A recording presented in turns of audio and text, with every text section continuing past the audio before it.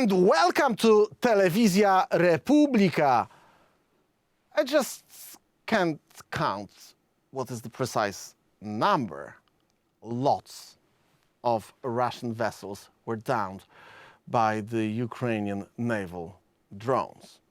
In a strategic escalation of hostilities, the main Directorate of Intelligence, HUR, under the Ukrainian Ministry of Defense, has executed a series of clandestine operations targeting Russian military assets and logistical nodes not only on the Black Sea.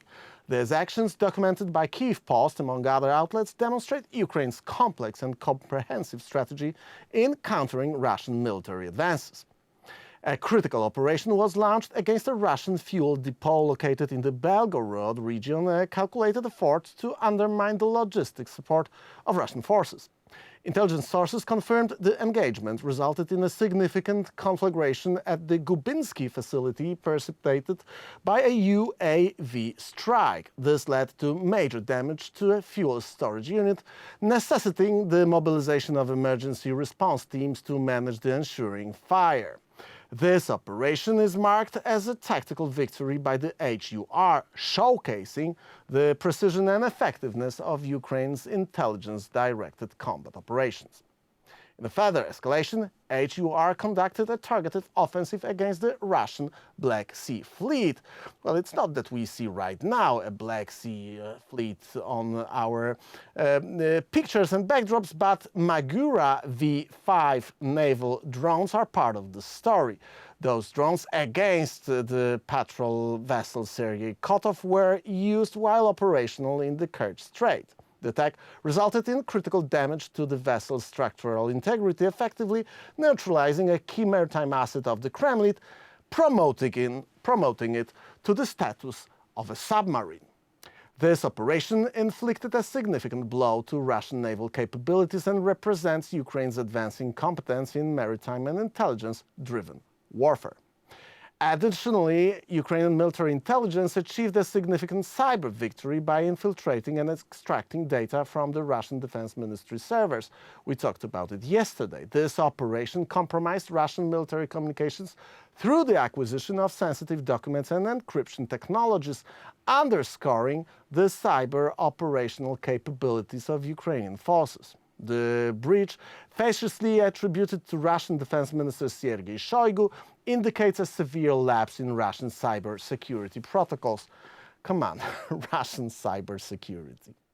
This operation, characterized by strategic insight and operational precision, signals a new phase in Ukraine's defensive and offensive posture against Russian hostilities. By engaging Russian military assets and infrastructure directly, Ukraine is effectively degrading the adversary's operational capabilities while reinforcing its own stance of resilience and innovation in combat strategy. The successful execution of this operation, set against the complex backdrop of this conflict, highlights the intense and multi-phase nature of the ongoing war, the Russian attack against Ukraine. If we talk about all those things, it's obvious that we have to remember that over the span of last days, at least 10, maybe up to 13, according to the official data, Russian aircrafts were shot down by Ukraine. We do not know precisely why, and we do not know precisely how Ukraine managed to down such a big amount of Russian aircrafts. But we are not really sorry that those kind of things happen. You can leave us your email here on rachon.com. That's our Substack. If you leave us your email, we'll get back to you with the reports about the ongoing war, not only war on Ukraine, but in the broader sense, from all the front lines of the ongoing war against the Western civilization. But tonight, we're going to talk about the intelligence aspect of the war that Russia wages against Ukraine, and we will talk also about the CIA role in this conflict, because that's what we are going to talk about on my show. My name is Michał Rachon. This is Rachon, and we roll in.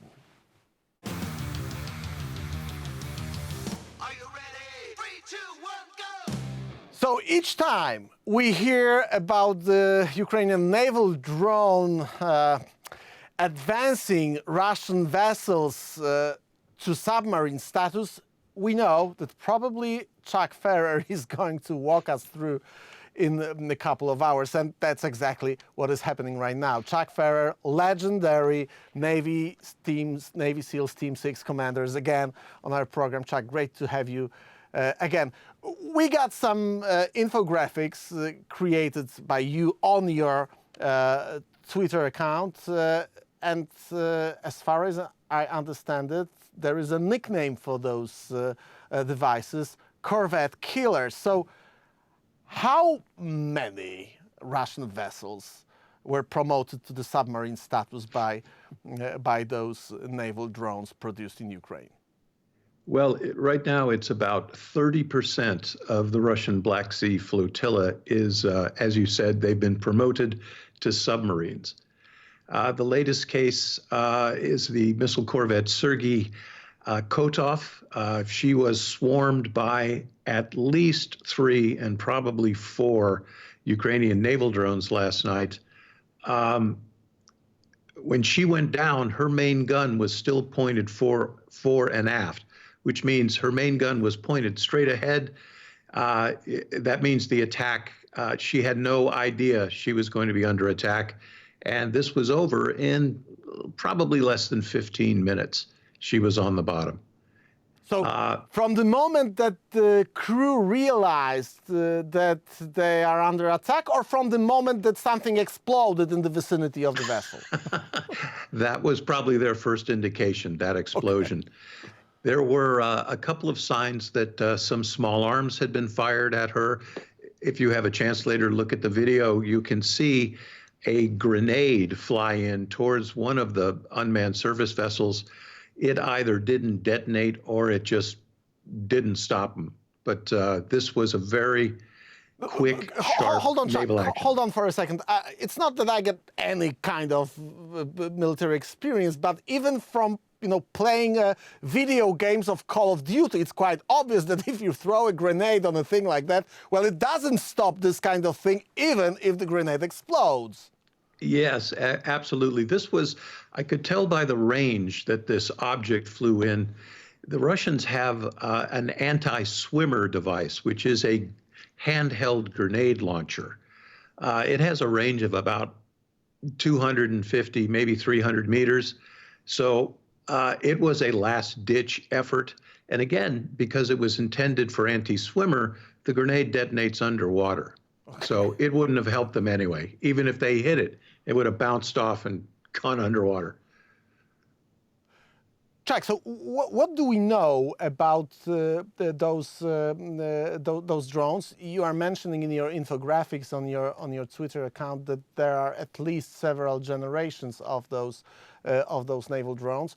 When it comes to, I don't know, cars, for example, you usually have another generation of a car every, I don't know, 3-4 years. This war doesn't last that long. We are in the 3rd year of war, and we already have 3rd generation of those naval drones? Absolutely. We might even be looking at a 4th generation. Now, I don't know this for sure, but I am fairly certain this was a Magura V5. This is, the number suggested might be a 5th generation drone. But this thing can travel at 78 kilometers an hour, pretty fast for something on the water. In fact, it is the fastest vessel in the Black Sea. It's got a range of 880 kilometers, and it carries a 300-kilogram warhead. So when you stop to think, 800 kilometers is the combat range of this, which means this was launched somewhere in the Dnipro estuary and traveled 480 kilometers, where it engaged this corvette off the Kerch Straits. And looking at the video, it may have been inside the Sea of Azov, because I could see merchant vessels in the background. This is a stunning use of a novel, unconventional naval weapon. Chuck, you are actually. This is another thing that we can see on the graphics that you published. This range is impressive. Is truly impressive. Again, trying to compare it to the things that a regular human being can describe. I mean, jet skis can travel like 50 or 60 kilometers per hour, and they seem to be absolutely #1 speeders on every beach. This thing is even faster than the regular jet ski. What is the way that you operate this kind of things? Is there something, or the operator has to be somewhere close to the beach, to the area, or can he be placed, for example, I don't know, in the middle of Kyiv, for example, operating from thousands of kilometers away? He could be thousands of kilometers away. The interesting thing about naval architecture, these naval drones, they have jet ski engines. But the longer the waterline is on your design, the faster your vessel will go. That seems counterintuitive, sort of like the bigger the ship, the faster it goes, but that is the case. The Ukrainians have been very crafty in the operating systems of these naval drones. They have redundant navigational systems. They have redundant satellite uplinks, multiple means of communication. I would say this: if the United States Navy faced this threat, they might not do any better than the Russians. This is a brand new weapon that didn't exist 600 days ago. It has revolutionized naval warfare. Yeah, we actually talked about it, that probably in Annapolis Naval School, each of those events is precisely analyzed by students and by military and naval professionals. But the question is also about the tactics of swarms. I don't know if it's a good word even to describe it, because if we do have at least 3 vessels of that kind operated by Ukrainian Navy, I don't know, maybe intelligence? Yeah. This is another very interesting question. What kind of unit, military or Ukrainian state unit, is using those drones? It's quite obvious that you have to think of the tactics of attacking the vessels. You mentioned the Sea of Azov. Why do you think that this is impressive from the standpoint of the location or possible location of this attack? Well, it's impressive because these vessels had to penetrate a zone that was being heavily patrolled and monitored by the Russian Navy.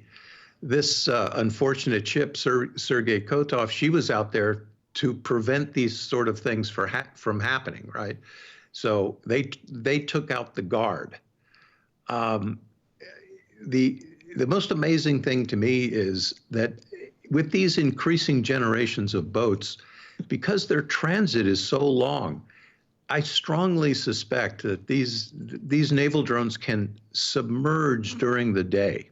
So they make their transit at night, and when the sun comes up, they have pumps and they ballast down. So they don't go very deep, but their decks are awash. So they'd be almost impossible to spot during the day. No, but again, it's very hard to understand it, because even from, I don't know, again, sorry to referring it to the common literature or common text that everyone knows, even if we watch the movies about the submarines from the Cold War era, we know that the submarines and the naval professionals can hear every tiny sound and different every sound they can hear in the sea. When we do have 3 devices of that kind operating simultaneously, it's impossible to track them, to listen to them, to spot them via satellite. I mean, if the whole Black Sea and the Sea of Azov is watched by satellites, by Russian technical intelligence units, you have to know. And if you lost 1/3 of your fleet with this kind of things, I mean, you should look for them. Right. Well, one of the problems that Russia has, the Black Sea has been a lake for them for the last 300 years. The ships that they have put in the Black Sea flotilla were primarily amphibious warfare ships to carry troops so they could land on the beaches of any of their neighbors, invade them whenever they wanted to. But interestingly, ships like Sergey Kotov have almost no anti-submarine warfare capabilities. The Russians made them to shoot surface-to-surface missiles, naval strike missiles, to perform escort duty, picket duty. So she wasn't the most sophisticated anti-submarine ship there is. So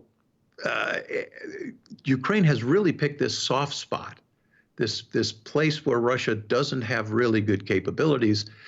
The other thing is, and if you watch the attack, you can see that the surface drones themselves, they're not moving at maximum speed. So they're going, I don't know, 5 or 10 knots. They're in also the surface zone. So where the little waves and white caps break, that too interferes with the sound, their sound signature. And the other thing is, once one of these missile corvettes or a vessel like this is hit once, its sensors, its ability to process radar context, its sensory awareness just goes out the window because they're on fire now. and they're just trying to keep the ship afloat. But we've seen their damage control isn't that good either. So this was over, like I said, I'm estimating 15 minutes. Okay, Chuck, there is another question that comes to my mind because, or actually two topics, but let's start with the things that are happening over Ukraine right now. I even don't know what is the precise number of the aircraft that were downed by the Ukrainians. Some say that it's 13 of aircraft in 13 days. There are some other numbers earlier, 10 Su-34s in 10 days. We know about at least one A-50 shot down. Some claim that there was also another one. There was another Il, which was acting as a Russian AWACS. We've heard reports about downing of this as well. I mean, it's not like a everyday info that this kind of things are falling from the sky one after another. What is going on over there? Are we missing some things that are really going on over there? The Russians are missing what's really going on over there. Their A-50 aircraft function as it's the Russian analog to an AWACS. Whether or not there were 13 Russian aircraft shot down in the last couple of days, and I credit that report. I think that number is accurate. But the proof to me is that in the last 8 days, there have been no Russian AWACS flights, which tells me a couple of things. Either they don't feel that they have control of the airspace, they don't want to risk another one of those planes. They seem to have only 6 of those aircraft remaining, of which maybe none are serviceable. So they're taking ones apart and trying to build up the capabilities to get another aircraft in the air. Here's another important thing with that A-50 aircraft. It is useless without the trained crew. And in this case, these were all Russian officers, lieutenant colonels, majors, very high-ranking technical specialists. They went down with the aircraft.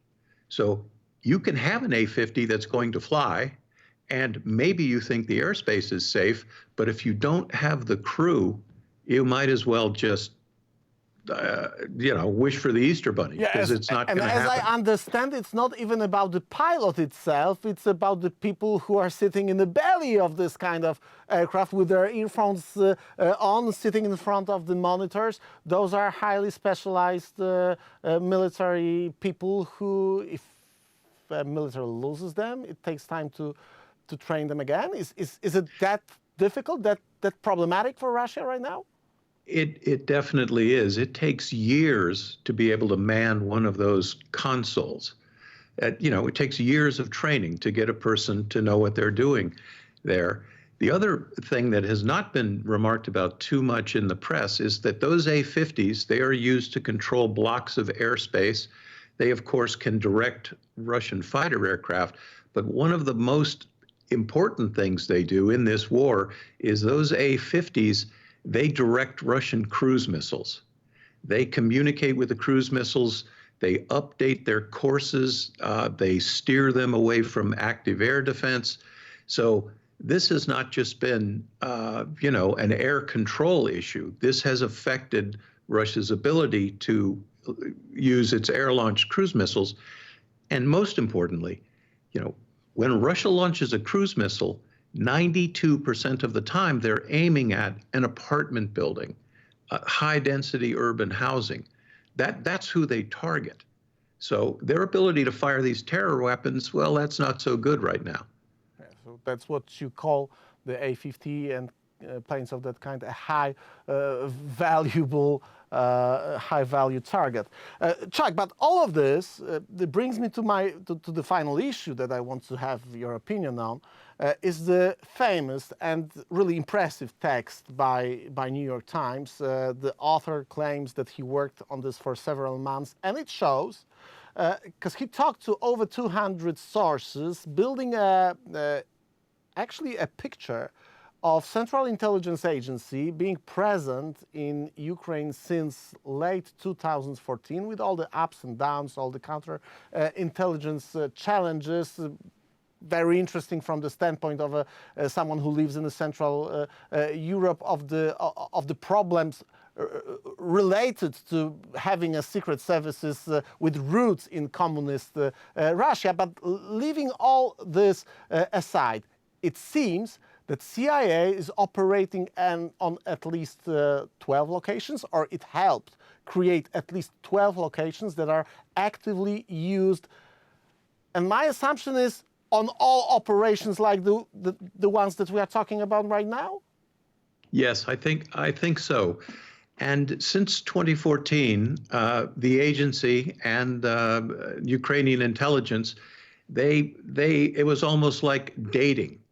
Right, the CIA had doubts about, the security of Ukrainian intelligence operations, as you said, because they had receiving pictures of this director of CIA on a secret meeting with his Ukrainian counterpart online from Russian side could be a kind of threat to CIA. Could be a threat. Right, but over the war's been going on for 10 years now. Over the course of that, CIA and Ukrainian intelligence, they've had a merge. They've had many great successes together. They started small, but they snowballed. And with those successes came mutual trust. One of the things that was really interesting to me in this article was that one of the units that the CIA helped to train and stand up was a commando force called 2245. And their job was to capture Russian technology on the battlefield. Very important systems, air defense, sensors, satellite uplinks. And this unit 2245 would capture these bits of equipment and communicate them, get them to the CIA, where they could be taken apart and countermeasures could be developed to thwart these Russian sensors, weapons. But it's very fascinating to me that one of the first persons in that unit was General Kirilo Budanov. He was a commando in that unit, and as we all know now, he has risen to prominence as probably one of the greatest spy masters in the 21st century, and maybe even the 20th century. What is impressive in the text, and what is impressive in the landscape, the very rare intelligence cooperation landscape that was painted by the authors of the New York Times piece, is that the tragic event of downing the Malaysian aircraft over Ukraine was one of the first occasions on which CIA received significant and impressive intelligence on the perpetrators of what happened back then, and it was 2014 or 2015, as far as I remember, the early stage of this war. But when we read the text, we know that the Black Sea Fleet that we started our discussion from was the primary focus both of Ukrainian intelligence and CIA. What do you make of it as a Navy man, as a Navy SEALs Team 6 commander? Well, you'd really, finding out about your adversary's ability to project power is always very important. it was revealed in the article that Ukraine was supplying the United States with intelligence that it couldn't have hoped to get any other way. This included information on Russian nuclear submarine designs, the composition of the Northern Fleet, which is one of the threats to the United States. Russian ballistic missile submarines that patrol off the coast of the United States, they are from the Northern Fleet. As this information came, the CIA station in Kyiv, there was so much information they couldn't initially handle it all. So this was, these are the reasons why the trust evolved. And I would also like to say this. I think the CIA was there to help Ukraine in the early days stand up this operation.